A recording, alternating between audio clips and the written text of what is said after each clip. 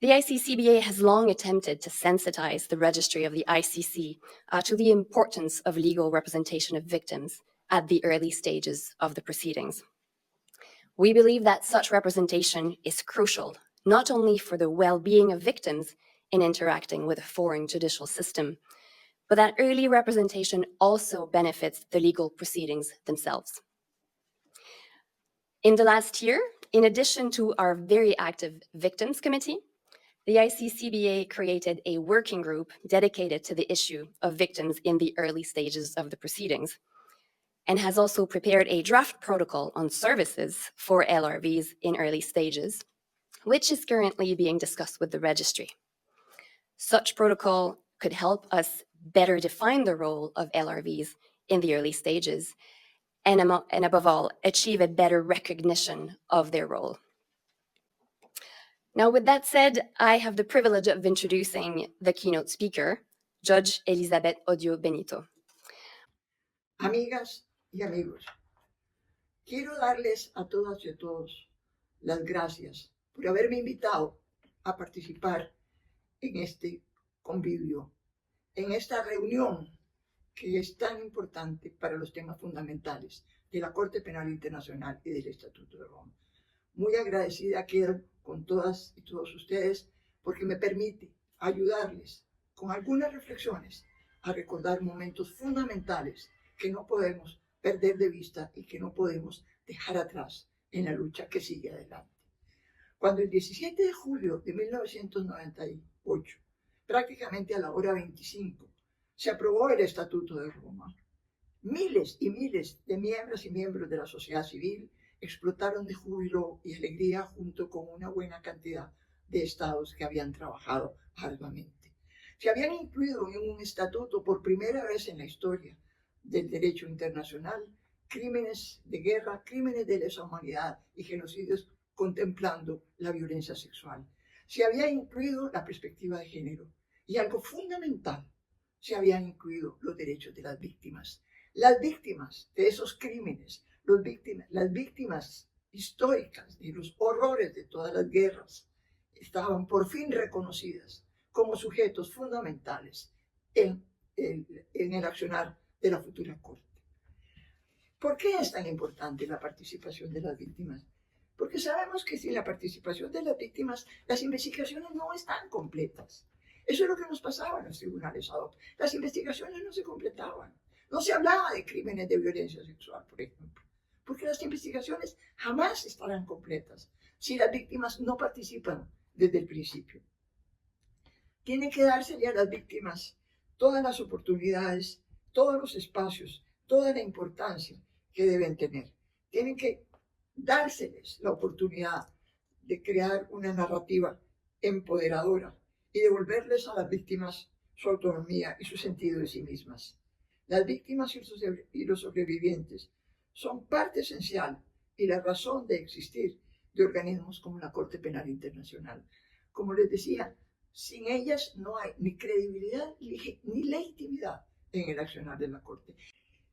Hay, y lo sabemos, barreras, obstáculos para que las víctimas puedan acudir a la Corte. Son evidentes. El acceso a la información. Si las víctimas no están informadas por las remotidades donde muchas de ellas viven porque ahí ocurrieron crímenes atroces, si no hay adecuada información, las víctimas no podrán enterarse y no podrán participar. Por eso el acceso a la información es muy importante. La distancia entre la sede de la Corte Penal en La Haya, donde ustedes se encuentran en este momento, y las víctimas es también algo que hemos sentido siempre. Y la falta de acceso a la representación legal adecuada es fundamental, porque sabemos que las víctimas pueden ser cientos o miles. Y sabemos que hay, la Oficina de Víctimas y Testigos de la Corte en la Secretaría lo ha organizado a través de la representación legal. Tenemos que organizar que las víctimas tengan la representación legal adecuada para que tengan quien las represente, aunque no puedan estar presentes todas físicamente, porque es imposible, pero no pueden quedarse fuera. La falta de procesos centrados en las víctimas. Esto es un punto muy importante. Es un punto muy importante para el futuro de la Corte. Esto lo aprendí de primera mano en mis años en la Corte Interamericana de Derechos Humanos. Los derechos humanos están centrados en las víctimas. Están centrados en quien sufre los horrores que se cometen cuando se cometen crímenes de lesa humanidad, o se cometen genocidios, o se irrespetan los derechos humanos. Son las víctimas, el centro mismo del accionar de los derechos humanos en la Corte Interamericana de Derechos Humanos. Es el accionar fundamental de esta Corte. Y esto falta todavía en la Corte Penal Internacional. Faltan los procesos centrados en las víctimas. Hacia eso hay que avanzar. Nos hace falta también en la Corte personal especializado. Lo sabíamos desde el principio, cuando hablábamos de investigadores que les daba vergüenza hablar con las víctimas de delitos sexuales. Falta personal especializado. Falta gente que sepa en qué consisten los crímenes de género y la perspectiva de género. Esto falta, este entrenamiento se nos ha ido quedando atrás en los últimos procesos en la Corte, por lo que he podido enterarme. Obviamente, hay obstáculos importantísimos que son barreras lingüísticas y culturales. Falta de recursos asignados a las oficinas de la Corte encargadas de promover y facilitar los derechos de las víctimas. Si al hacer el presupuesto de la Corte se deja de lado la importancia de las víctimas y de las oficinas de las víctimas, y no se les da a las oficinas de la Secretaría de la Corte los recursos suficientes para que las víctimas tengan acceso a todos los derechos que el Estatuto les da, no estaremos cumpliendo con la credibilidad y la legitimidad de la Corte. Y por supuesto, la importancia de la representación legal de las víctimas no puede quedársenos atrás. Quiero concluir con algunas recomendaciones que se me han ocurrido de la importancia de las víctimas en todo lo que es el accionar de la Corte Penal Internacional. Recomendaciones. En el trabajo que ustedes van a hacer ahora, ¿qué pueden recomendar ustedes a la Corte? ¿Qué pueden recomendar ustedes en su cercanía con los jueces? Los jueces de la Corte deben procurar ampliar las posibilidades y los espacios de participación para las víctimas en las etapas iniciales del proceso, porque esto puede ayudar a empoderar a las víctimas, quienes en realidad son las dueñas de su proceso judicial, así como quienes pueden aportar la información relevante y fundamental para la investigación y la creación de los potenciales casos. ¿Qué casos vamos a tener si no tenemos la participación de las víctimas y la información que ellas pueden suministrarnos? Una vez que se incrementan los espacios de participación para las víctimas, estos espacios deben contener amplios plazos. Esto es muy importante, que las víctimas tengan plazos, tiempos suficientes, que ahora no se les da. Quien tiene más espacios son los jueces, son fiscales, pero a las víctimas se les dan muy pocos tiempos para que puedan participar, para que puedan aportar sus puntos de vista y las pruebas que las propias víctimas pueden aportar. La Corte tiene una oportunidad para abrir campos y caminos mediante la creación de la jurisprudencia que garantice la participación efectiva de las víctimas. Estar cerrando la jurisprudencia, como hemos con mucho pesar notado, que se está cerrando la jurisprudencia de la Corte, de los jueces que no le están dando a las víctimas los espacios y la importancia que las víctimas tienen en las sentencias, es realmente acabar de alguna manera con la justicia, con la legitimidad, con la impunidad de la Corte. Y esto creo que en un foro como el que ustedes van a llevar a cabo en los próximos días, es fundamental que ustedes lo hagan llegar a los jueces. Hay que fomentar que el personal dedicado a los temas de víctimas le den a la Corte y tenga la experiencia y las cualidades y la formación adecuada. No es cualquiera el que puede trabajar con víctimas, no es cualquier abogado, no es cualquier juez, no es cualquiera psicóloga. Tiene que ser personal especializado, hay que tener una empatía que hemos ido perdiendo con las víctimas. Esa empatía es esencial. Y finalmente, quisiera mencionar algo que para mí siempre fue muy importante, el papel de los estados. Los estados miembros del Estatuto de Roma tienen que asumir una responsabilidad que poco a poco han ido dejando de lado. Hay varios espacios en que los estados tienen que colaborar con la Corte. Uno de ellos, obviamente, podría ser la reubicación de las víctimas, que haya posibilidad para proteger las víctimas, de que los estados abran espacios para reubicar víctimas, pero además para todo lo que tiene que ver con las reparaciones. El papel de las víctimas en las reparaciones, en la Corte, es fundamental y lo están dejando por fuera, lamentablemente. ¿Quiénes, si no las víctimas, van a poder decir exactamente qué necesitan para que su proceso de sanación sea posible? Para que puedan recuperar sus vidas, para que puedan rehacer sus vidas y seguir adelante. Es a través del proceso de reparaciones. Las reparaciones fueron incluidas en el artículo 75 del Estatuto precisamente por la experiencia que se tenía ya en la Corte Interamericana de Derechos Humanos de lo que significan las reparaciones para las víctimas.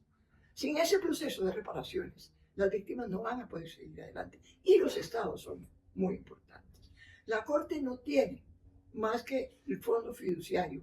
Los acusados que resulten sentenciados ya sabemos que o habrán ocultado sus recursos o no los tienen. Entonces ahí es donde los estados pueden, desde sus propias legislaciones, acudir en ayuda de la Corte en las reparaciones de las víctimas.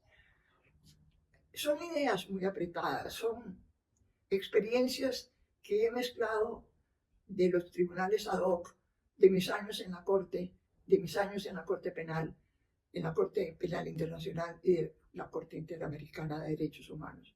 Son todo un mundo de justicia que fue pensado para las víctimas. Y eso es lo que hoy quiero reiterarles a ustedes, amigas y amigos. Muchas gracias. After those very moving opening remarks by Judge Odia Benito, I think it is really, it really sets the stage and the tone for our discussions today. To refer to what she said, that without including victims in proceedings, justice is not complete. She spoke about amplifying, widening, opening the space for victims to participate at every stage of the proceedings. And we are concerned today with looking at their participation from the earliest stage, because that seems to be where there is quite some controversy in terms of the scope of their participation. And that is what we'll explore in this panel. So I'll start with you, Gilbert.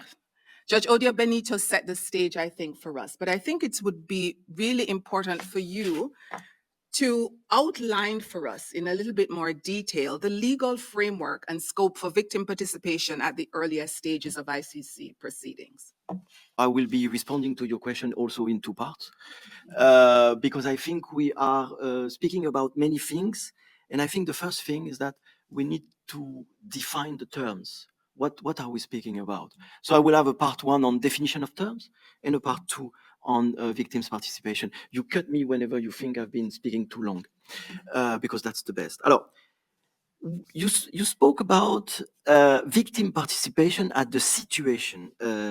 What is a situation and what is a case? And I think that as long as we don't define that, we don't really understand where are the problems and what are we talking about. So what is a situation? A situation is a set of facts in a territory during a certain period of time. That's what a situation is. This period of time is not necessarily defined a priori. So, for example, when we speak about the situation in DRC since 2002, the situation of which the ICC was seized in 2004 extended well beyond 2002 and may still be ongoing for years. And that's the problem of the situation, is that it can extend and you don't have a priori the extent. You cannot define a priori what will be the extent of that situation. A situation, as you said, entails in fact two stages of the proceedings: the preliminary examination and the investigation. The investigation, and that's interesting, will go on. So I often present the investigation as the mother and the cases as the daughters. The mother will go on even if it produces some daughters, so some cases. It will go on, you will have the investigation in parallel with the cases. What are cases as opposed to the situation? The cases comprise specific incidents during which one or more crimes within the jurisdiction of the court seem to have been committed by one or more identified suspect, and entail proceedings that take place after the issuance of a warrant of arrest or a summons to appear under Article 58 of the Rome Statute. A case is a subset of fact taken from the situation. And then I'm going to start now to underline what is so important in this distinction and this definition of terms for the victims, because everything is there. The case is always chosen by the office of the prosecutor, whereas the situation may be referred and defined by a state party or the Security Council, not the case. And the problem of the case is that it may be infinitely smaller than the set of facts of the situation. Just compare the first situation and the first case in the history of this institution. And then you will understand what is the problem of the victims of the situation. The first situation is the situation in DRC. That's a big country. The first case is the case of Lubanga. What is the case of Lubanga about? It's facts which only occurred in Ituri, which is one of the 21 provinces of the DRC. First limitation. It's only facts committed by the UPC, Union des Patriotes Congolais, which was only one of the many groups which were active at the time in the DRC, without taking into consideration, of course, that the fact that states were also quite active in the DRC at that time. So it's only one group. Second limitation. It's only for 1 year, 2002, 2003. Third limitation.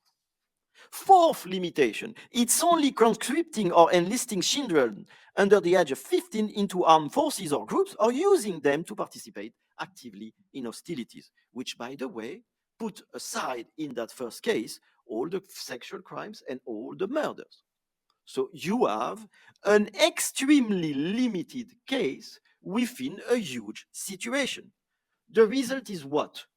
You have a very small group of victims who are the victims chosen by the office of the prosecutor as a result of the selection of cases by the office of the prosecutor.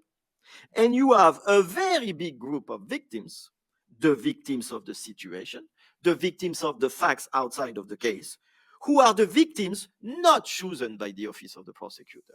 And everything is about that. Is depending on the choice of the office of the prosecutor for the cases, the immense majority of the victims may be left out from the cases, especially if those cases are not in any way representative of the victimization in that situation.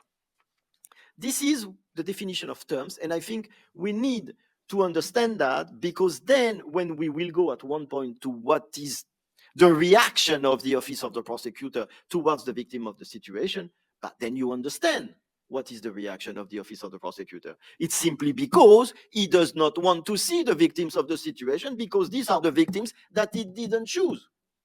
It would be much easier for him to accept the victims of the case, because these are the cases chosen by the office of the prosecutor. And those victims are simply going to basically back what the prosecutor is going to do most of the time in those cases.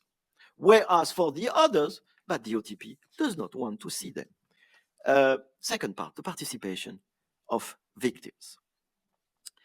You have 4 articles in the Rome Statute about the participation of victims: 15, 19, 68.3, 75. I will put 75 on reparations aside, but it's a very important article. Why? Because it justifies the interest of the victims to participate at early stage of the proceedings. This has already been said by the pretrial chambers. Why? Because if you don't have an investigation, you don't have reparations for victims. If you don't have cases, you don't have reparations for victims. So there is a direct interest for victims to participate at the early stages in order actually to have an investigation. Because if they don't have an investigation, they will not get any reparations. Then the main article is Article 68.3, although it's not the only article allowing victims to participate at the early stages of the proceedings.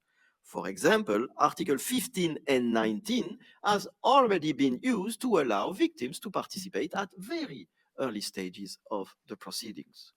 So you cannot say that the statute as such does not even envisage the participation of victims of the situation or at very early stages of the proceedings, because this is what is done under Article 15 at the moment the prosecutor wants to open an investigation. But why is it easy for the prosecutor to accept Article 15 and much less 68.3? For a very simple reason, is that at that time the prosecutor has decided to open an investigation. So the victims are going to come in support of the request of the prosecutor to open an investigation. When victims are going to come under 68.3 eventually to challenge what the prosecutor is not doing, then the prosecutor is not happy at all, because actually the victims are going to underline that there are some things that he didn't do and that maybe it is not very clear why he doesn't do some things. You have today Article 68.3 composed of 2 sentences. The first one says, where the personal interests of the victims are affected, the court shall permit their views and concerns to be presented and considered at stages of the proceedings determined to be appropriate. Okay. And then there is, in a manner which is not prejudicial or inconsistent with the rights of the accused. Second sentence, such views and concerns may be presented by the legal representatives of the victims. Why is 68.3 so important? 68.3 speaks about appropriate stages of the proceedings. 68.3 is an undefined article because we didn't reach at that time the stage basically of discussing what does that mean, the appropriate stages. It is not, it's simply an open article, and the rules applying that article are as open as the article. Therefore, victims have, at least it is possible for victims to participate in all stages of the proceedings. It is as simple as that. The OTP never wanted the victims to participate. At the very beginning, because I know that because I was there, the position of the OTP has been that the victims should participate whenever they support the office of the prosecutor. That's as crystal clear as that. Whenever the victims come to complain or to ask for something that the OTP is not asking, they don't want to see any victim. That's why they hate the victims of the situation, because as I have explained, the victims of the situation are all the victims who are out of the cases chosen by the office of the prosecutor. And the office of the prosecutor has always been against the possibility of victims to participate within the context of the situation, and especially at the stage of the investigation. There has been a lot of jurisprudence on that. Why? Because they underline what the prosecutor is not doing. It's as simple as that. If you allow the victims of the situation to come before the judges, that allows victims to simply say, but why did the prosecutor choose that case and not the other one? Why is the prosecutor concentrating on the child soldiers in Italy and he completely forgets the murders and the rapes in the Kivus? Well, the office of the prosecutor does not want to answer those questions. Unfortunately, the pretrial judges have not been very favorable to answer also to the victims about that. And I think that this is a real problem for the legitimacy and credibility of this institution. You need to have a real check on what the prosecutor is doing and not doing. And you cannot discuss with the office of the prosecutor on that. You have to impose that on him. But if it is for its benefit, because I think at the end of the day, it would really increase the legitimacy and, as Judge Odio Benito said, and the credibility of this institution. There is, to a certain extent, an agreement between judges that the victims should be able to participate within the situation. I don't have the time, but there was a big fight in 2006, 2009 between the pretrial chambers and the appeals chamber, which was solved, I think, to a certain way by paragraph 56 of the decision of 19 September 2008 by the appeals chamber, when it was said, it must be clarified that victims are not precluded from seeking participation in any judicial proceedings, including proceedings affecting investigation. The appeals chamber did something at that time which I didn't like. Until today, I think that they are wrong. But what is good for the appeals chamber is that nobody has to follow its jurisprudence in accordance with Article 21.2. Not even the appeals chamber itself. They can change their own jurisprudence. And that, I think, is absolutely good. What the appeals chamber said is that victims can only participate in judicial proceedings. No, Article 68.3 doesn't speak about judicial proceedings. Article 68.3 speaks about proceedings. Proceedings, I have sometimes to remember that to my colleagues from common law, come from Latin, the word procedere, which means to make progress. The investigation in many countries is as part as the proceedings as any other aspect of the criminal proceedings. So that was a very particular interpretation of the appeals chamber at that time to exclude the investigation from the definition of proceedings. I completely disagree with the appeals chamber on that part. But to answer to your question on the office of the prosecutor, this is a constant position from the office of the prosecutor, and the office of the prosecutor has to be reminded that they are not first the only organ in this court, and second, that they have to make space for the victims, whether they like it or not. Jimena, I know it's difficult to follow Gilbert, but in your own right, you have had some very direct and practical challenges in your own experience of seeking to ensure victim participation at the preliminary examination stage and further in the earlier stages. Can you share some of that experience with us? So I work on Latin America, and I remember when I joined FIDH, as Gilbert was speaking about history, just when I joined FIDH in 2003, it was just the beginning of the ICC, and my colleagues that had attended the negotiation, we were discussing what role we could have as an NGO, and we had decided that the two cases that probably would move forward would be Colombia and DRC. And I was in charge of Colombia, and my colleague from the African desk was in charge of DRC, and obviously the path of those two situations did not exactly go the same way.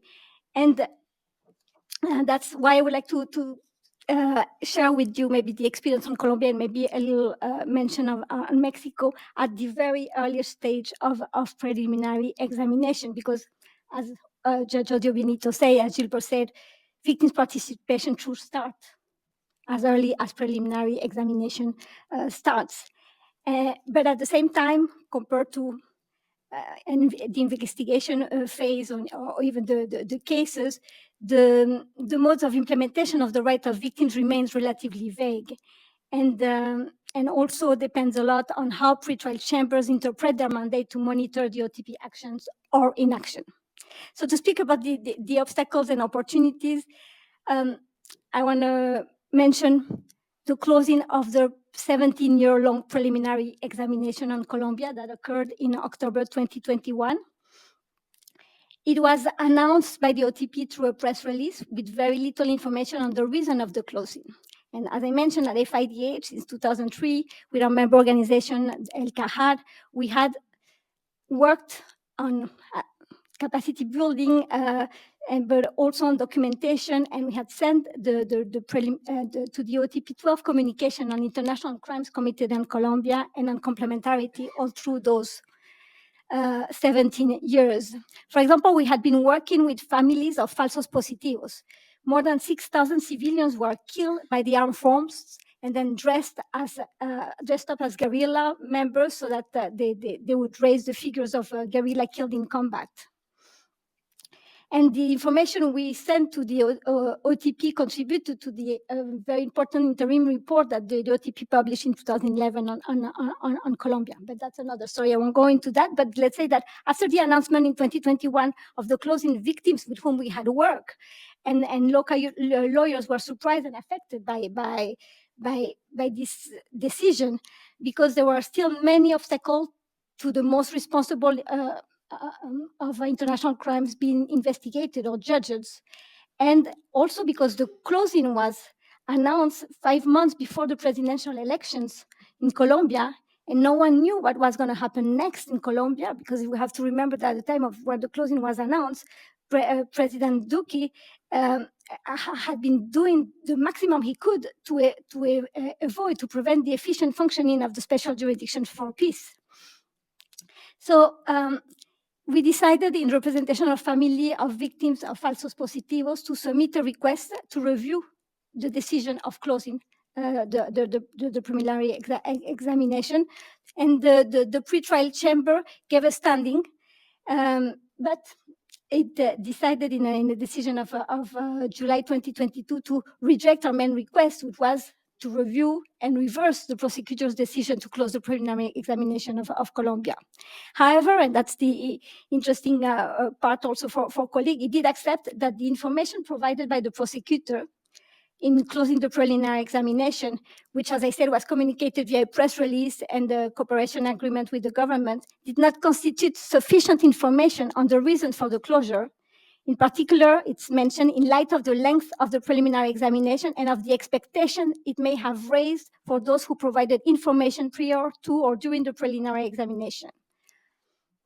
So on this basis, the pretrial chamber urged the OTP to promptly provide additional information on the reason of his decision to close the preliminary examination. The report was published a year later by the OTP, and it was sent to all the lawyers or NGOs and victims that had contributed to this preliminary examination, and it was also made public. Sadly, in the public version, no mention was made of the pretrial chamber order. And when the prosecutor came to Colombia a couple of weeks ago, there was no meeting or formal presentation of the content of this report. That would have been very helpful in order to move positive complementarity. Just very quickly on Mexico and this stage of preliminary examination. So maybe some of you, most of you know that right now Mexico is going through a huge crisis with more than 100,000 persons that have been victims of enforced disappearances since 2006, 250,000 persons that have been killed. Just in the last 6 or 7 years, 5,000 mass graves have been found. And among those crimes, we believe that crimes against humanity have been committed, in particular by organized crime with the complicity of public forces. And here again, since 2014, with many, and one of our communication was signed by 100 human rights NGOs.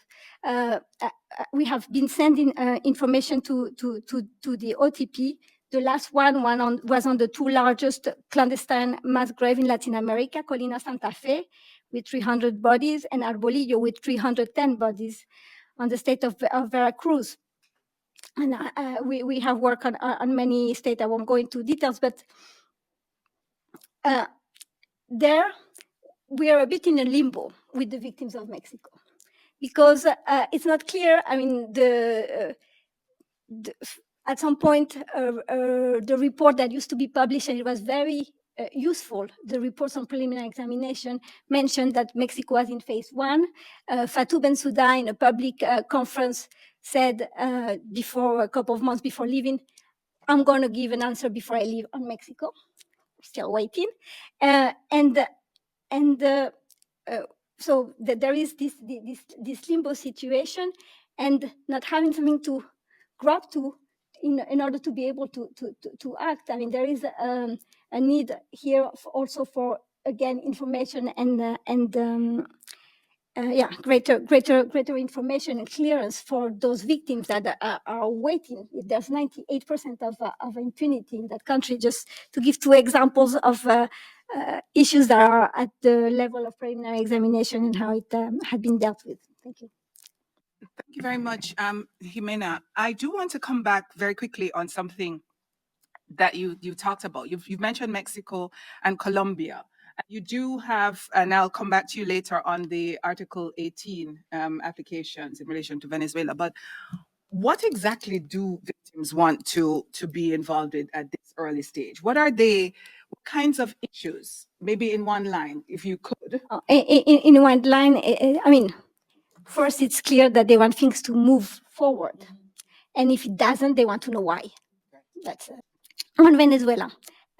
As you may remember, on the November 2021, the prosecution decided to open an investigation on Venezuela, and that was an excellent news for the victims.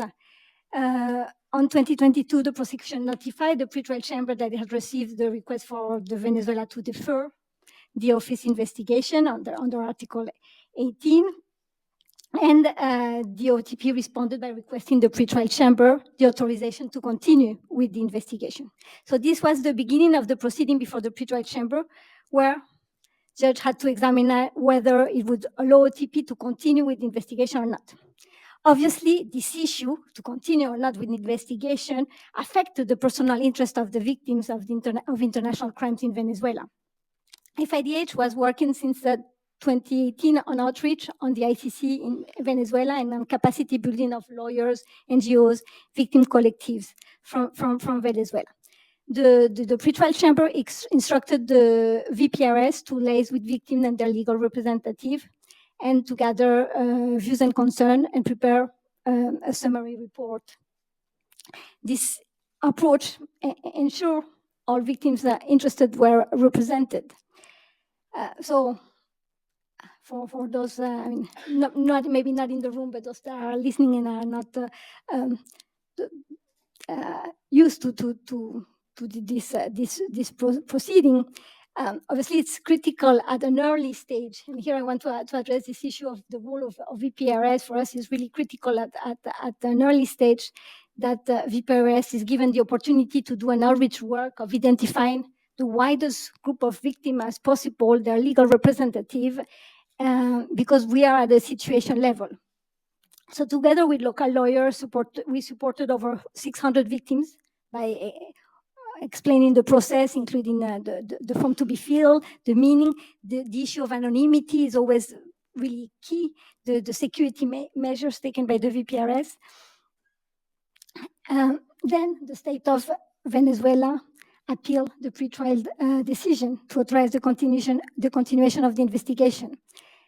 And we thought that it would follow the path of other decision, and it was going to ask again VPRS to collect views and concern. But to our surprise, the chamber issued a decision only permitting the OPCV to intervene at a hearing, not mentioning VPRS. So we decided to ask also to intervene as LRVs of victims. So the chamber there partially agreed with us, at least ordered VPRS to collect this opinion and to transmit them to the chamber, but denied to us the possibility to intervene during the hearing, allowing OPCV to do so. And here, from someone a bit exterior and also working on before the inter-American system, and in our view, is extremely important that OPCV is not the only representative of victims, and that the possibility for external representative is maintained, and victims have a choice to be able to identify their own representative, and obviously, if necessary, to have the support of OPCV. This is key. Just one last thing, because this is really key also because of this issue that Gilbert was mentioning about the scope. It is the opportunity for victims also to contribute on the necessity of having other crimes to be included on the scoping of the investigation, all the more that this will be important all the way through, the proceeding. I want to bring Ide into the discussion at this stage because we are now hearing about direct engagement with the Office of the Prosecutor. But Ide, you have also, as a legal representative, there are specific issues that you experience in terms of trying to represent victims, issues to do with securing standing at this stage. We'd love to hear from you about your own experience in the cases or in the situations that you've appeared.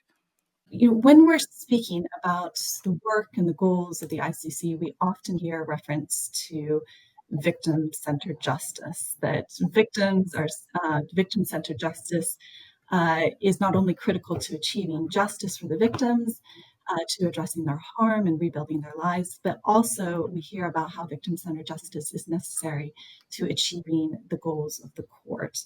And in thinking about this discussion today, I was reminded of the different organs of the court, whether it be the Trust Fund for Victims or the state parties from the Assembly of State Parties, or even the Office of the Prosecutor, that regularly refer to the fact that justice must be victim-centered. So, when hearing these reaffirmations, I often think about whether there is also thought to how this can be practically realized during victim representation at the courts.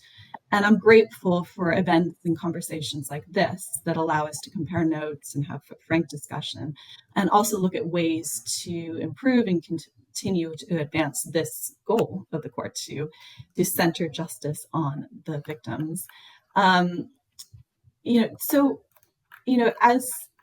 to your question on obstacles that I've experienced in my experience with representing victims to the court, I want to give two examples. One would be from the registered vessels situation, the Comoros situation regarding the Gaza Freedom Flotilla, and the second one being from the Afghanistan situation, both highlighting obstacles to victims having standing and to being heard by the court, but being approached in very different ways, which I think highlights how victims' engagement with the court and the experience that they have through their legal representatives is often very different and approached in different ways, depending on the situation, the case, the chamber. So to start with the situation, the registered vessels situation, I was a member of the legal team for victims in that situation. And just to recall the background to that, the prosecution in November 2014 had made a decision not to open an investigation into the attack on the Gaza Freedom Flotilla, which was subject to a state referral by the government of the Comoros, which is a state party to the Rome Statute. Now, Rule 92.2 states that the court shall notify victims of any decision by the prosecutor not to initiate an investigation, and that it will also allow victims to apply for participation in proceedings in accordance with Rule 89. The government of the Comoros did move forward with making an application under Article 53.3 that sought to review the prosecution's decision before the pretrial chamber. However, victims in this case were not notified of the decision of the prosecution not to open an investigation. And we're also informed that they did not have standing to make submissions in the situation until the chamber had conducted a Rule 89 review of the victim applications to decide which victims could be accepted to participate before the court. The LRBs in this situation were informed by VPRS that it could not transmit the applications to the chamber for consideration under Article 89, which gives the victims the ability to participate in the proceedings, and that VPRS could not do this until the chamber had requested the applications be transmitted. And here it was raised that there was a bit of a catch-22 in this, that the chamber would have no way of knowing that the victim applications had been filed with VPRS, given that it's a situational stage of the proceedings. But in this case, our legal team was still told the chamber needed to request transmission of the application in order for Rule 89 procedure to kick in and for those applications to be considered, so that the victims might potentially be able to be recognized for participation in those Article 53 proceedings. So what transpired was that our legal team had to make a submission to the pretrial chamber, for which the victims didn't have standing, but which was filed with the chamber through a registry filing. And it was to ask the chamber to initiate that Rule 89 process so that they could request and receive the victim applications that were with VPRS, evaluate those victims for participation, and allow victims to make submissions about their interest in the proceedings, potentially, if they were approved. Here, the pretrial chamber initiated the Rule 89 proceedings at the request, so that was granted, and made decisions on victim applications which allowed victims to participate through counsel in the Article 53(3) proceedings. It's noted that this positive decision from the pretrial chamber to allow the victims to participate and to recognize the right of victims to be a party to those proceedings, to those judicial review proceedings, might have been aided by the fact that victim participation in the context of Article 53(3) is a mandatory requirement stemming from Rule 92(2). So I'm not sure how far that extends to other instances where victims want to participate in proceedings that affect their interests. But it is an interesting point where victims were allowed to participate. And this did result in the victims participating throughout the proceedings through 3 rounds of judicial review applications and proceedings, which took place from early 2015 until late 2020. And they were able to submit their views on not only their interests, but also how the proceedings impacted them. And most importantly, to make submissions on the prosecution's analysis of the evidence, much of which was submitted to the prosecution by the victims themselves. So they were able to make submissions about the characterization and the analysis and determination of the prosecution on that evidence. However, one thing that is notable about that pretrial chamber decision is that when the victims applied to participate, the OTP did make submissions trying to limit the participation to whether or not the investigation should be opened, and not to making any submissions on the facts or the evidence. But the pretrial chamber did confirm the victim's ability to address all issues that went to the decision of gravity, including the scale, impact, manner, and of commission of the crimes and the evidence that related to that. So I think that was quite important.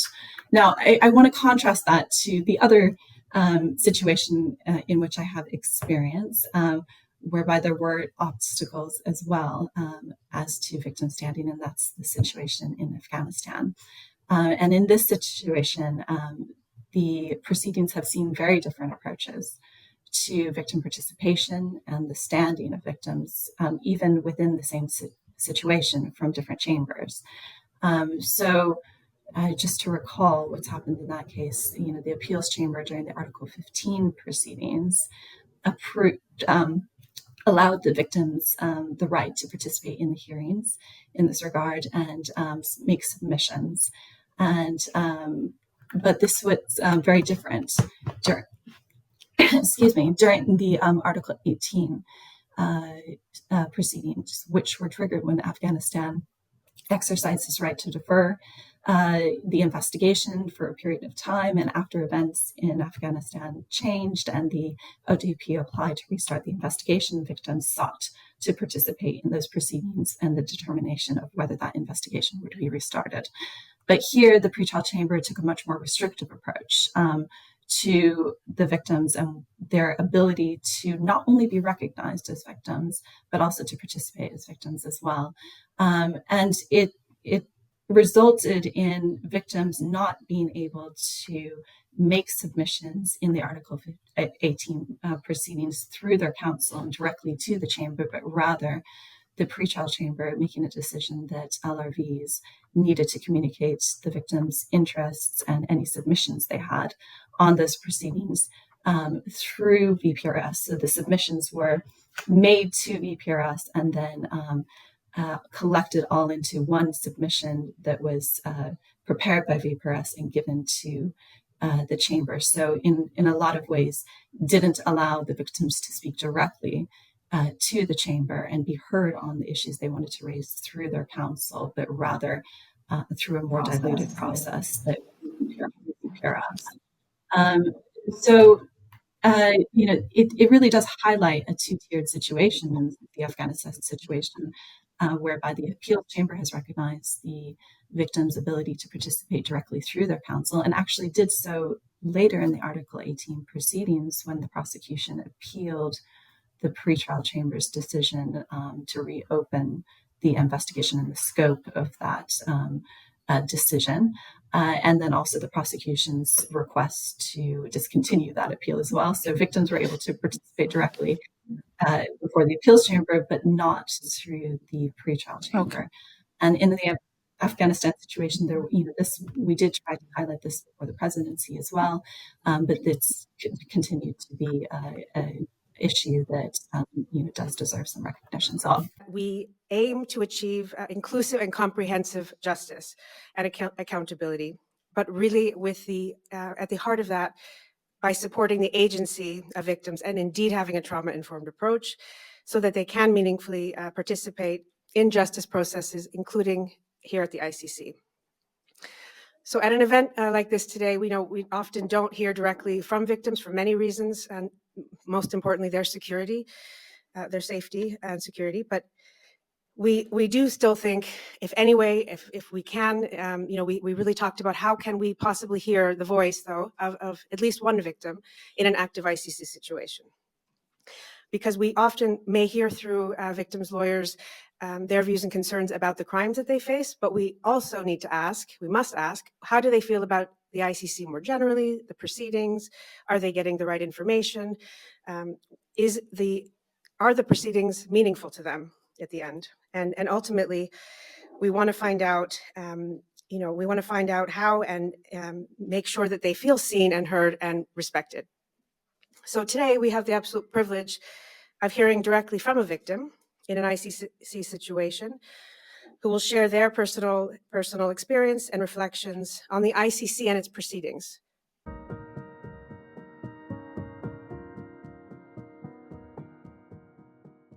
Human rights abuses and discriminations against the Rohingya forced me to leave from my country and took shelter in Bangladesh. No, I don't think every Rohingya have this kind of possible ways to get information about the process in ICC. Most of the Rohingya I know even do not know what is really happening in ICC about Rohingya.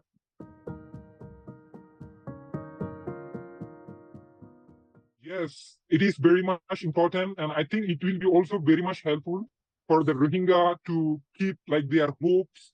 But at this stage, Rohingya people do not know what is really happening. That's why people are losing their hopes. People are expecting more than necessary from the ICC, something like that also.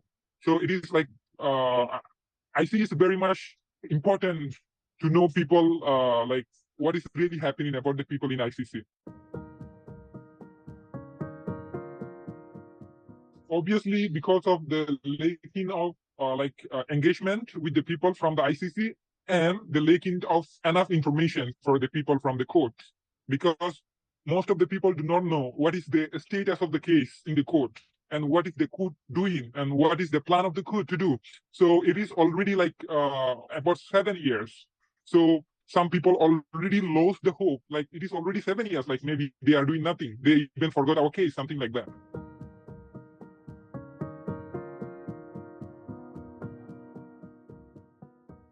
Yes, it is important that lawyer represent Rohingya people, because Rohingya people are not the lawyers, right? So we have not abilities fully to understand what the direction is going to where.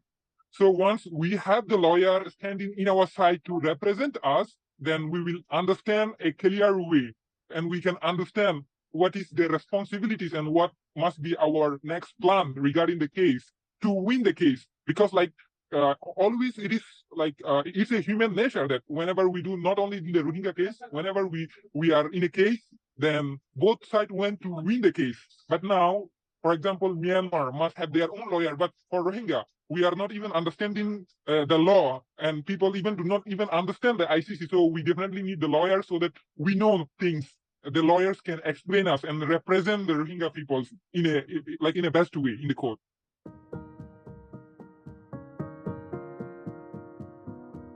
The proceeding of ICC is the only hopes, that the highest hope we can expect the justice from, right?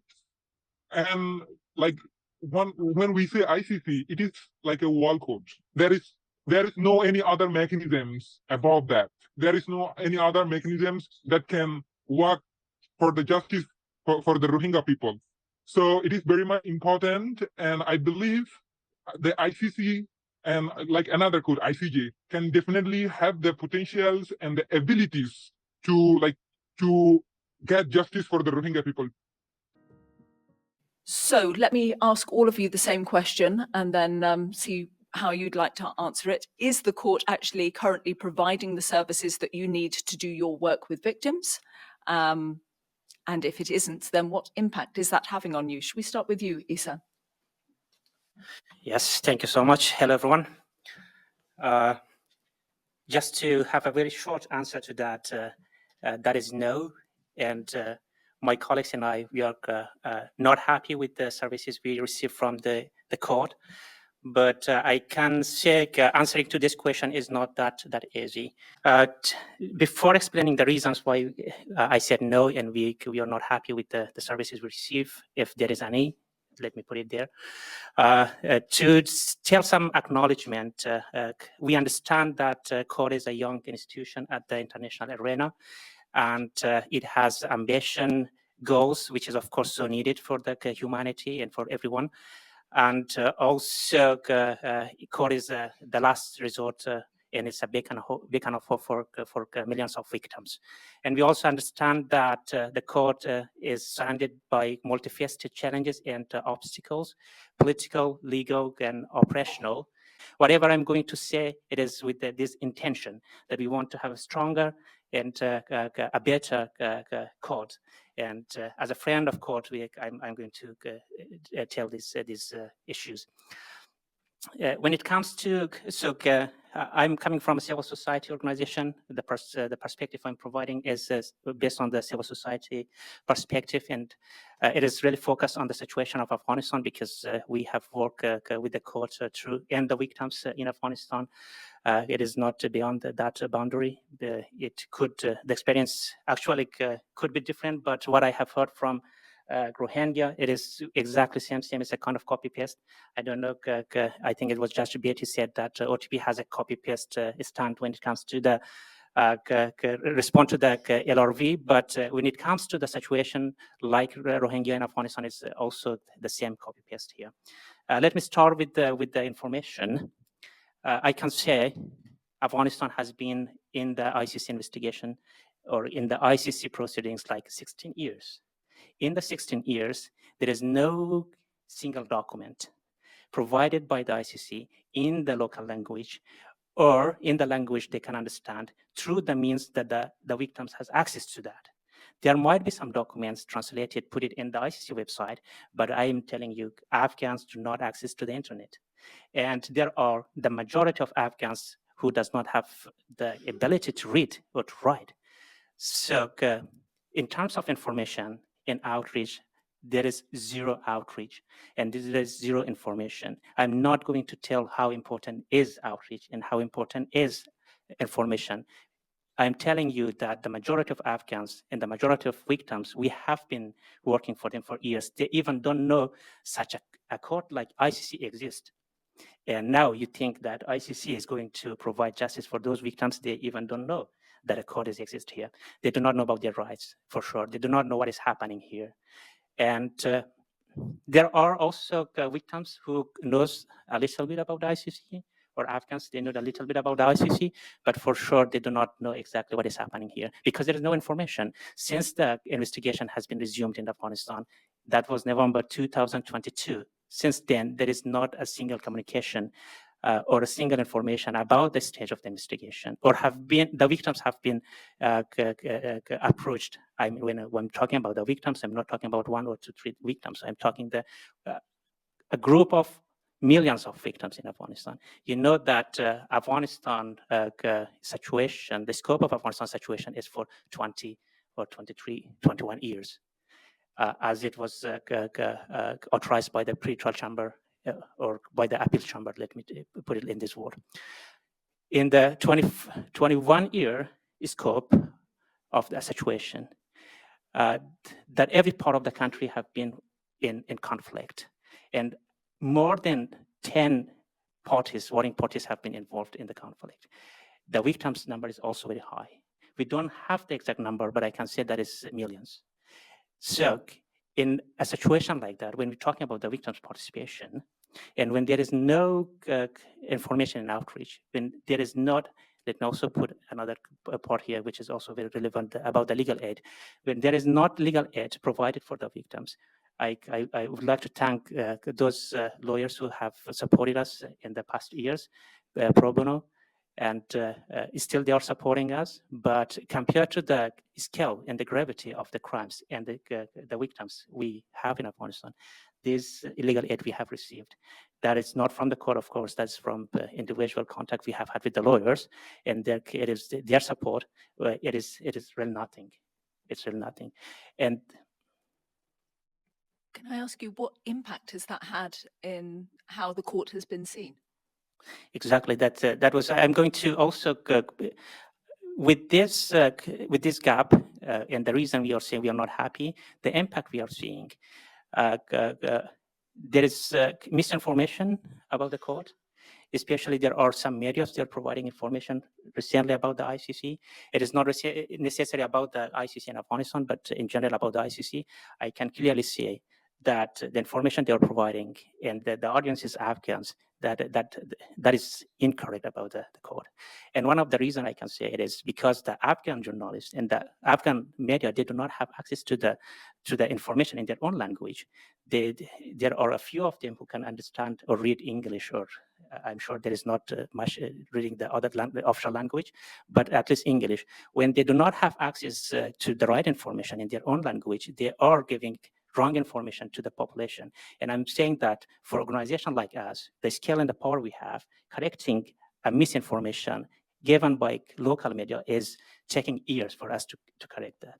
And unfortunately, right now, that is one of the impact we received due to the lack of information. And I can also see ICC as a beacon of hope for Afghans who knows that. There are Afghans who does not know, but there is still Afghans who knows that.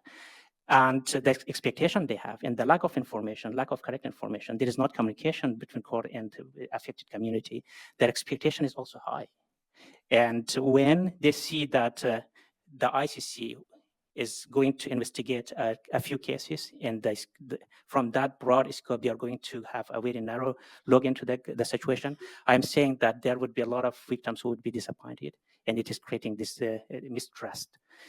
And at the end of the day, there would be, and still I see there are victims, they are feeling re-victimization.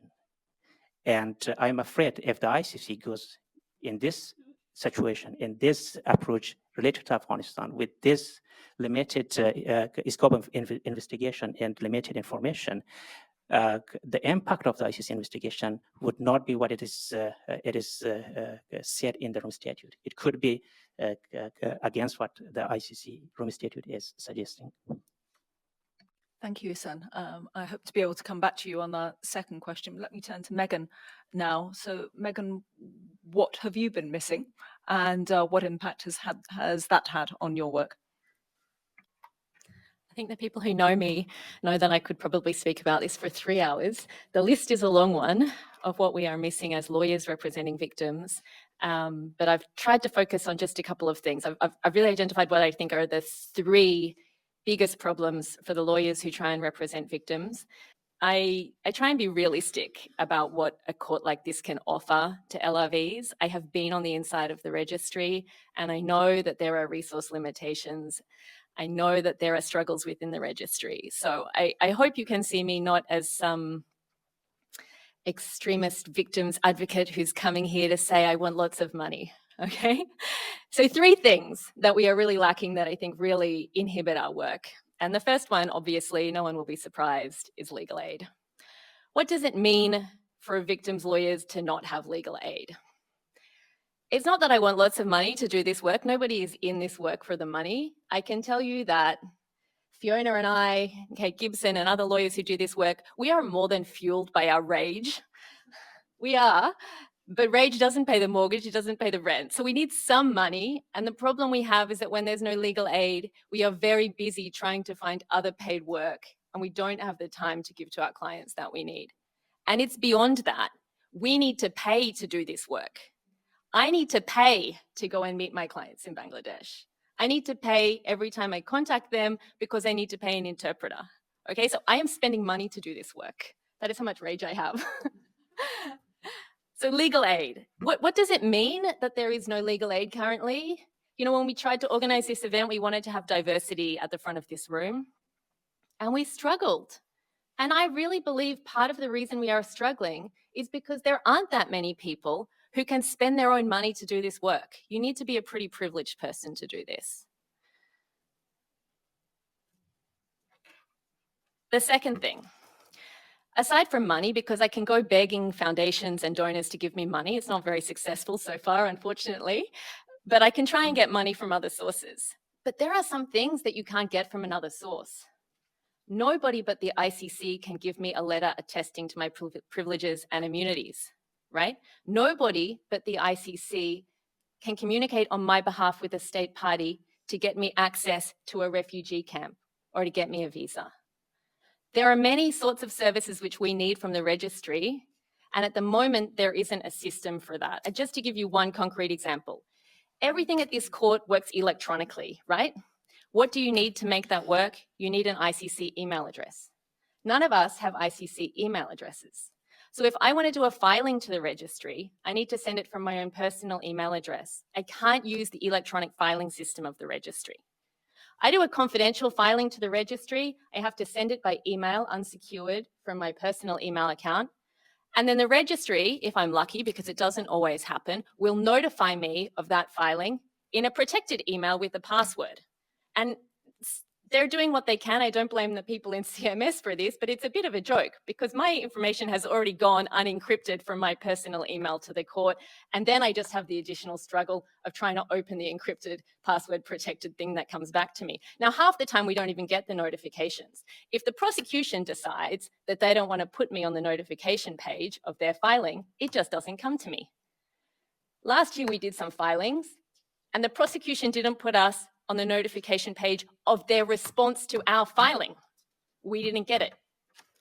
So there are so many barriers which stop us from participating in the proceedings in this way. That's the second thing, those basic services which only the registry can provide to us. And maybe I can come back to the things that we are doing through the ICCBA in collaboration with CSS to try and address that. I want to acknowledge that there are some processes in play to try and address these things. Maybe you could turn then to maybe some more of the actual impact. Can I say one last thing very quickly? In order to even ask for these things, you need information, right? Now, I have a lot of information because I used to work in this building. I have a lot of information because I know the people who work in CSS and I can ask for it. It's not only the victims. We've heard from Ihsan and Jimena about how the victims don't have information. LRVs also don't have information. Most of them don't even know to ask for an email address. Most of them don't even know to ask for a letter attesting to privileges and immunities. So information is also really important. I could go on about information from the OTP, but maybe we could come back to that. Impact. The impact, you know, we were talking earlier about standing, and standing is the big theoretical barrier to victims being heard when we are told we don't have standing. But even if the court accepts that we have standing, we still need all these practical things in order to be heard as lawyers. And I was really grateful for what Gilbert said earlier about what happened in Rome, even though my own government, Australia, was not very constructive at that point in time, about the fact that those who opposed victim participation wanted to do it by saying victims couldn't have lawyers. Victim participation is victim representation. Nobody can participate in legal proceedings of this complexity without a lawyer. We don't allow defendants to do it. Why would we ask victims to participate without a lawyer? So everything that the court is doing that doesn't support legal representation, that is a barrier to participation. I wish I could say that I had something different to say, but I'm afraid the short answer again is no. We haven't had the services that we need to do our work. So the first problem is, yeah, you're not notified of things. You have to go to the website. You have to find out, like anybody else from the media, what developments are happening. You don't know really even how to access the building. So my colleague said, well, I heard that there was a room for LRVs, but I had no idea how to access it. Basically, an overwhelming sense of being lost in the chaos of the registry. So it's really not clear where to go for what. If you want to access the building, if you want documents, if you want to know anything, you don't know who to ask. And that comes back to what Megan said. You know, she would have a better sense. I would have had a better sense. But a new LRV who hasn't had the sort of insider experience that we have, for them, it's all opaque. It's really not clear who to go to for what. So they, you know, you have a sense that you don't really have any status at all. And the impact, you're on your own. You do everything yourself. Work it out. Legal aid. Indeed, the team had been told from the beginning in 2020 that there wasn't going to be any legal aid available. I understand that there is now in the new legal aid policy some provision for legal aid at during the investigation stage. And we can maybe talk about that later.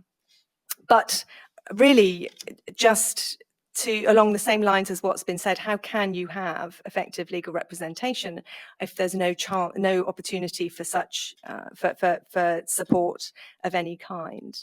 I'm going to talk a little bit about public information and outreach to victims.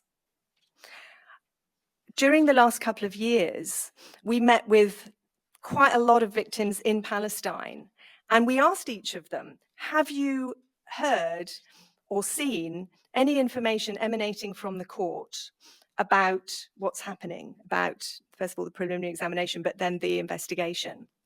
Not a single person, not a single victim said that they had seen any such information, so rather similar to what Hassan said. And they told us that they feel overwhelmingly a sense of complete absence of the court. They feel abandoned by the court. They have no reassurance that the court is doing anything. And I know that the registry is doing some things in terms of public information and outreach, but it's just not reaching people. And there are really important messages to be conveying during an investigation. One of them is just the very fact that details of investigations will be confidential. And if you think about it, you know, that would make sense to most people. If you explain why, you can't give them details of how you're investigating. But just to explain that, explain what's going on. Very importantly, tell victims how they can submit information if they want to. Explain the fact that everything may take a long time and any opportunities victims might have to participate. These are just some of the things that it's really important to convey. Since October last year, since the crisis, the recent crisis erupted in Palestine, of course, there have been occasional statements by the prosecutor, but that is not and that cannot replace public information and outreach that the court should be doing. There's no context for it. People can't really understand it without the wider work that's necessary. So since October, people have been telling us that they're losing faith in justice and in the court. And this is just, what's happened since October has just deepened the sense of a lack of tangible awareness of the court. And one thing I would say is that that faith, once lost, is very difficult to recover. And unusually, as many of you will know, in the Palestine situation, there is actually an order of the pretrial chamber to the registry to establish a system of public information and outreach. And, you know, to bring this back to the subject of this afternoon, the chamber, in issuing that order, was really clear about the link between provision of information to victims and their ability to play a role in the proceedings. So in addition to all the other reasons that many of which we've already heard about today, as to why public information and outreach is really important, it's fundamental if victims are going to be able to play an effective role in the proceedings. And I have to say that the reports that we see every 3 months, the registry was ordered to report every 3 months on its implementation of this order of the chamber from 2018. And these reports have frankly been very disappointing. They've time and time again, I think always, each one has said that in terms of public information and outreach, that activities have been very limited. Due to lack of resources, we'll come to that, I know, later, COVID restrictions, security situation. So there's always a reason, but there isn't really any more, anything to give people some hope that something might change and that more might be done. And there's no excuse in the sense that the court and states have been reminded time and time again of the importance of early information and outreach to victims and early legal representation to ensure victim participation. It'll take too long to go through them, but just to say, for example, the independent expert review in 2021 commented on that with strong language.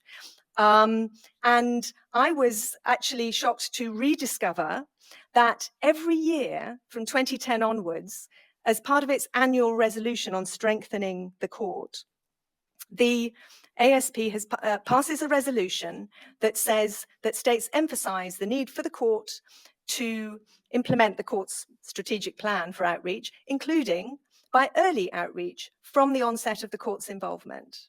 So that's the resolution that's passed every year by states parties. Great, thank you. Okay, Fiona, what are you going to do to fix this? Or what do you think should be done? I mean, is it just a matter of throwing some money at it? Or is it deeper than that? Do we need different policies? You know, how do we fix it? Maybe I should start by sort of saying, how do we get here? Was it always like this? How has this changed over the years? I was at the court in the early years. So what has been the longer term view of this? I would say that the limitations on what the registry is doing have sort of crystallized over time. Early on, it wasn't really clear. Of course, everybody was waiting to see what the chambers were going to say about the role of victims in the proceedings and really to work out what was expected of the registry, especially since this was quite new, as we heard this morning, a new aspect, a new element of international criminal justice. And it's in the early days, I would say that the registry did do more. There was public information and outreach to victims and affected communities before cases were opened. There were seminars for lawyers. There were support when the legal representatives came to the court. But it's true to say that there were only 2 situations in the beginning. The number of investigations increased, cases started, demands grew.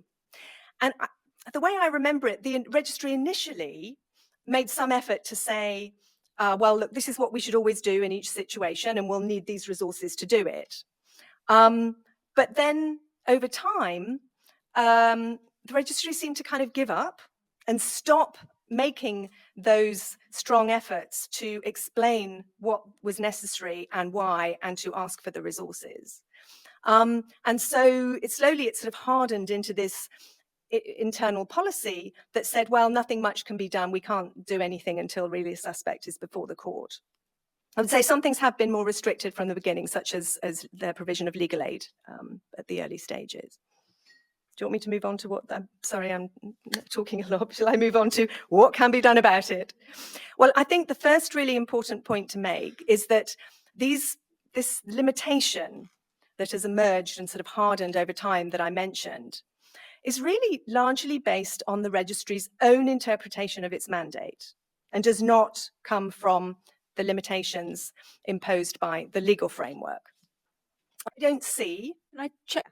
Are you saying that it depends on the individual registrar, or where does that come from? Where it comes from, I think, maybe I'll come to that a bit, but I think, so if you look at the documents describing the registry's role, you just don't see anything that supports that approach, indeed the opposite. So for example, regulations of the court, Regulation 5 bis. Outreach programs shall be aimed at making the court's judicial proceedings accessible to those communities affected by the situations and cases before the court. Rule 92 on notification, I think, has already been mentioned. I mean, I would certainly argue that the order of the chamber to the registry to provide information and outreach imposes an obligation, or raises the obligation under Rule 92.8. Don't want to get into the weeds here, but to provide notification.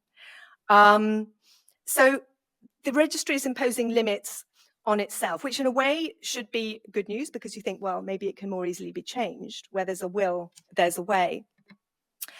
But these limitations now are sort of assumed, and they underlie, for example, registry proposals to states parties on the new legal aid policy, its annual budget requests. They're all now sort of premised on the assumption that there are these limitations.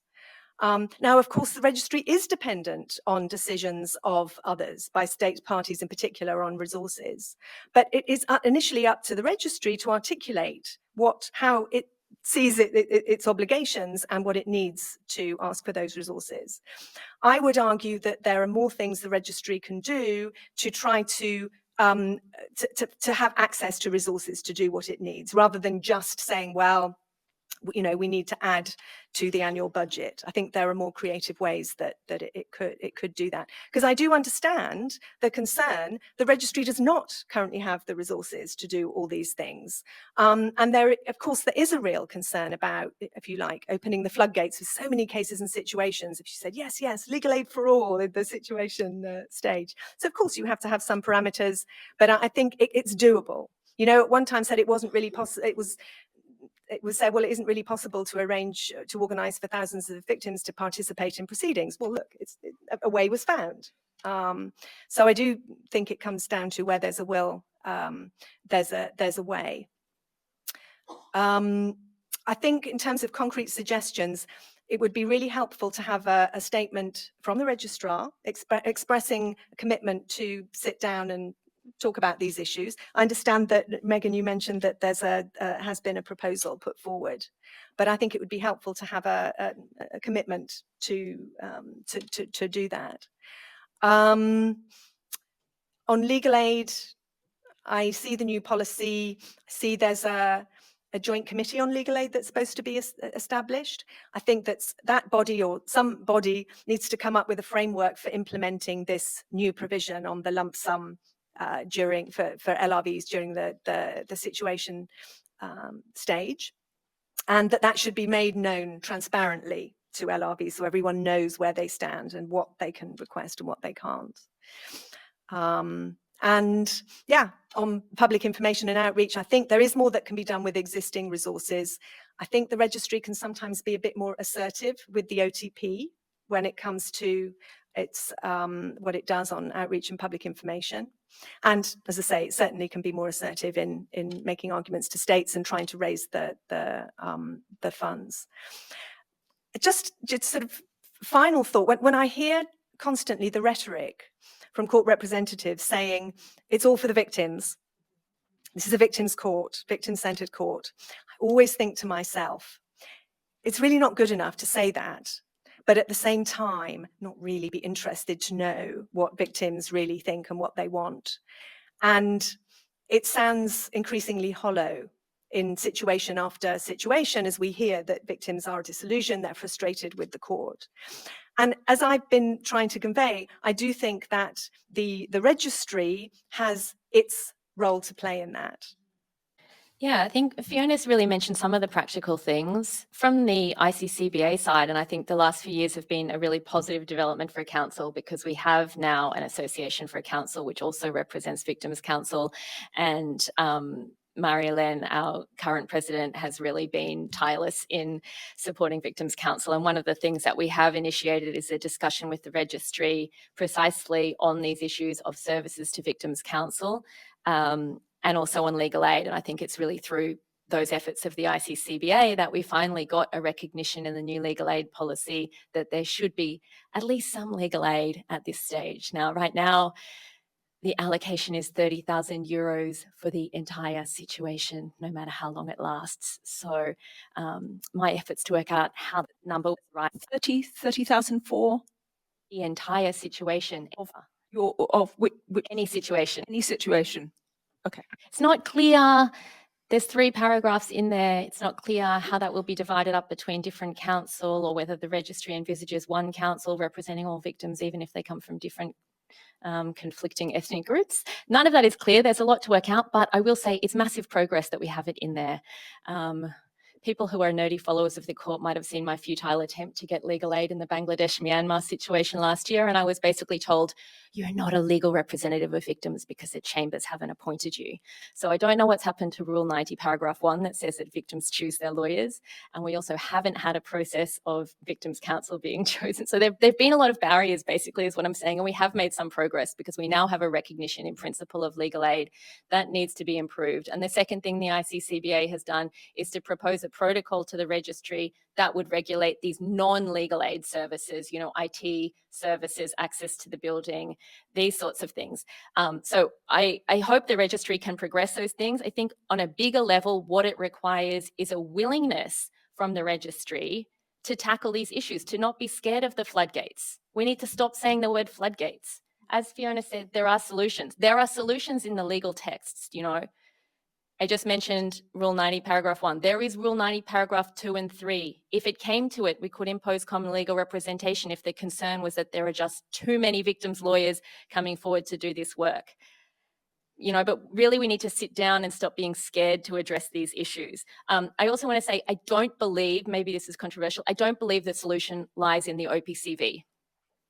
Jimena mentioned it before. The OPCV is swamped trying to do the work that it's already doing in multiple cases. And I think those who were following when the Ongwen case started, and there was some litigation around what the OPCV had managed to do in Uganda in the period since the arrest warrants were issued in the Coney and Ongwen case. Because the OPCV was appointed in that situation as well as in the case. And in the intervening years, while nothing happened in Uganda, the OPCV didn't go to Uganda. And when they were pressed on it in 2015, they said, we haven't had the resources. So there's sometimes this feeling that we can save some money by using the OPCV. The OPCV is just as expensive. It's actually more expensive than external counsel because they are staff, so they are paid a lot more than we are, right? So the idea that you save money by using the OPCV, all that happens is the OPCV, like everybody else in this building, prioritizes active cases. And the situation victims will be neglected. You need dedicated victims for this situation. So we need to tackle these issues. We need to say, even if these issues are difficult, let's step up and deal with them. And I think, honestly, we need a change in mindset in this institution as a whole, not only in the registry, to think about the situation stage as being crucially important to victims and, frankly, as not being owned by the prosecution. The situation stage, the investigation are not the property of the prosecution. You know, we have allowed prosecution to control everything that happens, not only its internal investigation workings, but when I go to people in the registry and say, what are you doing about this situation? VWS, outreach, very often the answer is, we'll do more when there's an active case. We'll do more when there's a suspect before the court. As Gilbert pointed out, that means most of the victims never get anything from the court. So we need to stop seeing the investigation as owned by the prosecution. We need to remember why this court exists, for whose benefit exists. The prosecution is important. It has a really important role to play. Okay, but it also needs to be accountable to the victims, and we also need to give an opportunity to the victims' voices to be heard.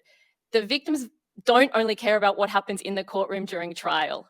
If you were to ask the victims what is the most important part of this process to you, I guarantee you most of them will say, we care about which case is opened, and we also care about what happens at the end. What is sentencing? What is reparations?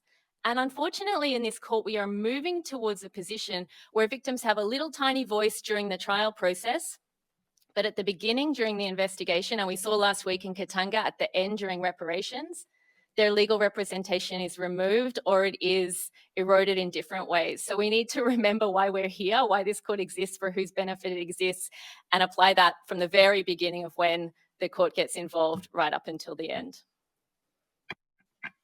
So, Isan, I want to give you the opportunity to answer what you would say practically needs to happen. I just did a back of the envelope, so 30,000 euros if you'd had 20 years worth of involvement from the ICC, that's 1,500 euros a year. What could you have done with that?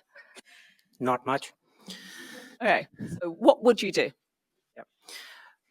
So from our perspective, looking into the problems as I brought them up, when it comes to the information, and as I said, there is no information. When we approached to the different part of the ICC, when we went to the registry, relevant unit in the registry, first they said they don't have mandate. It was, I'm talking about like before the resumption of the investigation. Of course, we have our disagreement with what they told us, and it was quite tense, the relationship between us and those relevant institute in the registry. And after that, they said that they do not have enough budget. That's why it's also saying that with the budget given to the relevant registry unit, they also don't have much to do with the investigation. I think they said they have like 1,000 and something for per year, and they have a lot of they have money situation to look into that, and they have to do the prioritization. And this prioritization, when it comes to Afghanistan, actually, it's quite hurting. It is also happening with the situation in the OTP. As you know, that the prosecutor Karim Khan deprioritized one aspect of the investigation when it comes to Afghanistan, and it limited the participation of victims that those allegations have been deprioritized. And also it gives prioritization to the ongoing atrocities, which is also, again, very limited when it comes to the Taliban and ISKP. ISKP is the Islamic State in the Khorasan province, and Karim Khan said that he is going to investigate those allegations against them. It is not all the allegations against the Taliban and ISKP, it's a few of them, and that is really focused on ongoing. Perhaps one of that would be gender persecution. And when we go to the OTP and ask them for information, there's of course using the same court, always using confidentiality. It is confidential. We cannot do that. I think it is really important for the OTP to really come with a framework to protect their confidentiality, at the same time to give this space for the victims to have access to what they are doing, because whatever they are doing, as our colleagues already said, it really impacts the right of the victims. And based on the ICC and room statute system, whatever is impacting the right of victims, the victims should have this opportunity to know that and to respond to that. OTP should find a way for that. And also, I can understand when it comes to the practicality, Janet, ICC, the expectation from ICC is of course high, and ICC is surrounded by the challenges and constraint. I was also thinking a part of what ICC cannot do when it comes to such a situation like Afghanistan. It's really important that ICC look into the other accountability mechanism outside the ICC, not to ask them to support the ICC investigation per se, or it could be, but somehow to try to have a coordination with the other accountability mechanism. For example, when it comes to Afghanistan, I can name the national inquiry. That could be, I don't know, maybe new term for some, but it is referring to those countries doing inquiry of their own soldiers presented in Afghanistan. For example, the UK has one inquiry, Australia has one, Netherlands had one, and actually the primary court in the Hague convicted one, or at least one, of their soldiers in accusation of committing war crimes in Afghanistan. So this kind of investigation encouraging these countries to do that is important. And also cases under UJ, universal jurisdiction, is important. I think it's for the ICC to reach its founding goals, it's important to have a kind of proactive approach and to try to find other coordination, other mechanisms to coordinate with them that they somehow can complement what ICC is doing in such a complicated situation like Afghanistan. I have the privilege of trying to pull together everything we've been talking about today and formulate what I hope will be some concrete recommendations for how we can stop the backslide. I've also had the privilege of appearing before the ICC in 3 cases as defence counsel, one of these cases which lasted for a decade. So I'm very well acquainted with the obstacles that we have encountered as defence teams. And there are many, but we have never encountered this problem of standing, of fighting to be seen and to be heard. And whatever your views are on the defense, you know, we are allowed to be there, we're required to be here. And so coming around and now having this experience of representing victims was an entirely new ballgame to me. The challenge of just trying to be heard, you know, having no clarity whatsoever on what I could do. Could I file? Could I appear? And this is 23 years into the court's operation. It's not a secret, I think, that the original trigger for the idea for today's event was the decision of Pretrial Chamber 1 in November last year in the Bangladesh-Myanmar situation, which Megan has spoken about, which adjudicated a request brought by 3 legal representatives in that situation, including Megan and myself, for the adoption of a protocol to regulate the activities of parties who are acting in the situation phase. It's also not a secret that we were motivated in filing this by some really concrete problems that we were experiencing in relation to our victims in the situation phase. And so we brought this filing. Megan and I had both previously filed before in front of Pretrial Chamber 1, although differently composed with no problems. And when we filed this motion seeking a protocol, we were told, no, you don't have standing, you don't even have the right to file it. So you might be thinking to organise like a 6-hour high-level panel to discuss this as sort of an overreaction to a bad decision. And, you know, we do love to vent on victims' issues, but this is extreme even for us. But of course, the problem is far deeper than that decision in last November. Why has there been this tightening and diminishing of the role of victims in the situation phase? Is this what was actually intended, for victims to be seen and not heard? You know, to be the object of international criminal justice, but not a participant? And if not, how did we end up here?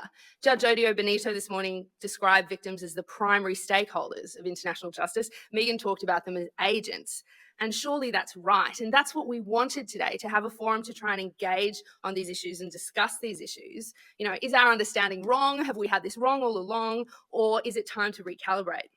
So to try and pull this all together in a semi-objective way, I wanted to just quickly set out what I think we've identified today as the problems, and then turn to what are the concrete recommendations that our speakers have offered to try to fix them. And I think at least we can all agree that our discussion today has demonstrated that not all is well in the state of victims' representation in these early stages. Judge Odio Benito set it out in black and white. There is a backslide. In her view, the latest case law from the court on victims' participation is a step backwards from the goals of Rome. The jurisprudence is becoming more restrictive and limiting the spaces for victims' participation, particularly in the situation phase. What are the obstacles that we've identified today? Access, victims' access to information to allow them to engage with the court. Judge Odio Benito talked about lack of proximity. They're not here, they're not close. It makes it difficult for them not just to be informed about what's happening in the court, but for us to learn and engage with them. And I think Jimena explained this really powerfully in relation to the lack of information being given to victims in Mexico. The victims want to know if things are moving forward, and if not, why not? And that information isn't there.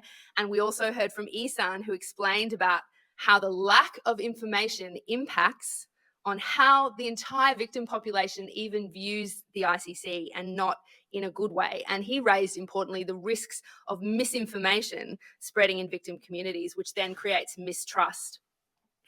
We heard about the obstacles of case selection. Judge Beattie gave us this really good example of Lubanga, this first case where we saw an extremely limited group of victims who could participate in Lubanga because the charges were restricted down to this one war crime, the recruitment and use of child soldiers in Ituri, meaning that the vast majority of victims in the DRC were left out. And the result is that the prosecution feels that it doesn't need to engage with all of the victims in the DRC, all the victims of the situation. Rather, they prioritise focusing and engaging with the child soldiers and the victims of those crimes. And so it means that they'll engage with only victims who are supportive of their work, as opposed to the majority of the situation victims. And in terms of the prosecution's position here, which really was a recurring theme today, we heard this in black and white from Judge Beattie, that since the very beginning, the position of the Office of the Prosecutor has been that victims should participate whenever they support the Office of the Prosecutor. So this is the basis for the office's opposition to victims of the situation, which is what we're talking about today, that if victims of the situation are allowed to come before the judges, then they'll have the ability to criticise the charging choices being made, or they'll somehow compromise the investigation. Because as Megan pointed out, the prosecution sees themselves as owning this phase, as owning the investigation. And then to add to this, that the pre-trial judges haven't always been consistent to victims being allowed to have a voice in this stage. This idea of the Office of the Prosecutor's opposition to victim participation in the situation was corroborated by Ide, who explained how this plays out practically. She gave us her experience from the Comoros situation, where while victims were allowed to participate in this judicial review process about closing the situation, this was over the objection of the Office of the Prosecutor, who really pushed back on the idea of victims making any submissions on substance, on gravity, on impact of crimes. We heard today about this generally inconsistent approach from the judiciary. We heard from Ide about how victims can be represented in Afghanistan in front of the appeals chamber, but not in front of the pre-trial chamber. And we see this ourselves when we read the decisions, that chambers have no problem with reinventing the wheel in every situation. We have no procedural certainty, no legal certainty on this question of participation. And lastly, we heard about funding, resources, the obstacle from which all other obstacles flow. There is a lack of resources to support victims' participation. There's no clear framework for this support, even in the most recent legal aid policy.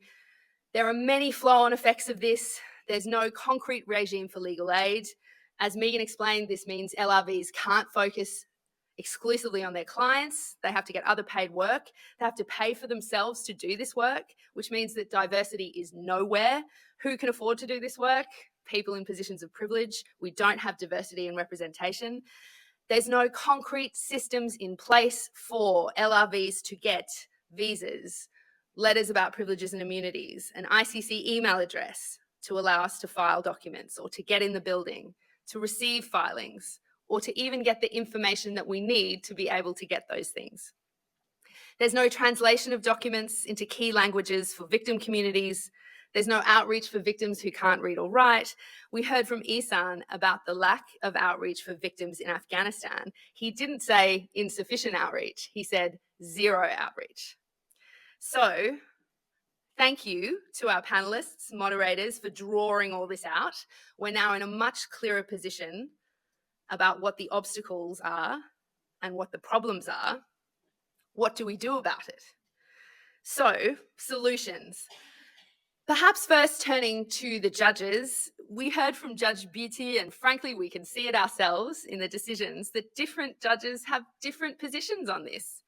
Some judges are not supportive of victims' participation or standing. What's the solution? I would venture it starts with conversations like this, events like this as the starting point, particularly to try to explain the impact, right? The practical impact of blocking standing. What's the impact of that to victims' communities and ultimately to the credibility of the court? It was very encouraging to see a recent internal session for ICC judges on victims' participation that was organised earlier this year. Perhaps consideration could be given for future sessions to invite experts like the ones we've heard from today and actual LRVs who have experience on a day-to-day basis on what it's like to act before the court. Turning from the judges to the registry, and like Megan, I'd like to acknowledge here the work of CSS and of Marc Dubisson's office and the registry in trying to make concrete improvements. What can be done? The ICCBA has drafted a proposed protocol for services to Victims' Counsel in the situation phase. One concrete recommendation would be for the registry to finalise this and publish it and implement it, or even, as Fiona McKay suggested, just to make a public commitment that the registrar wants to do this. And then to the legal aid policy, which is the bane of those who administer it and the bane of those of us who try to eke out an existence from it. No one wants to talk about it, but here we are. We've heard today overwhelmingly that it's insufficient. Megan told us about an improvement of a certain amount of funds that have been set aside per situation, but it's not enough to fund effective representation. The registry can only work with the budget it gets from states. What can it do? We heard from Fiona McKay about the things the registry could do to fight to increase its budget without opening the dreaded floodgates. I said it just for you. The registry could request a budget from the states for the services that are needed, particularly legal aid and outreach, which are critically underfunded. There's an impasse we see with the registry saying states parties don't fund us and the states parties saying the registry is not asking us for this. And it seems like there's room for movement here. So then to the states parties, we're really pleased to have so many of you joining in person and online. As always, any meaningful improvement at the court starts with states parties. And for victims representation, this means, in plain terms, giving sufficient budgets to support legal aid, outreach, services to victims. And if the states see that this is still underfunded, they can also consider providing funding to victims outside of the court's framework.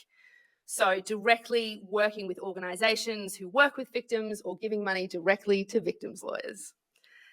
Lastly, to the Office of the Prosecutor. The OTP, we've heard from our speakers, opposes victims standing in the situation phase. Judge Beatty suggested that perhaps the prosecution needed training on this, needed better information on this, but then concluded that it isn't a question of training, it's a question of perspective of the Office of the Prosecutor's position on victims and their role. And I certainly don't see it as my role to tell the OTP what position they should adopt, but the Office of the Prosecutor has a significant number of special advisors.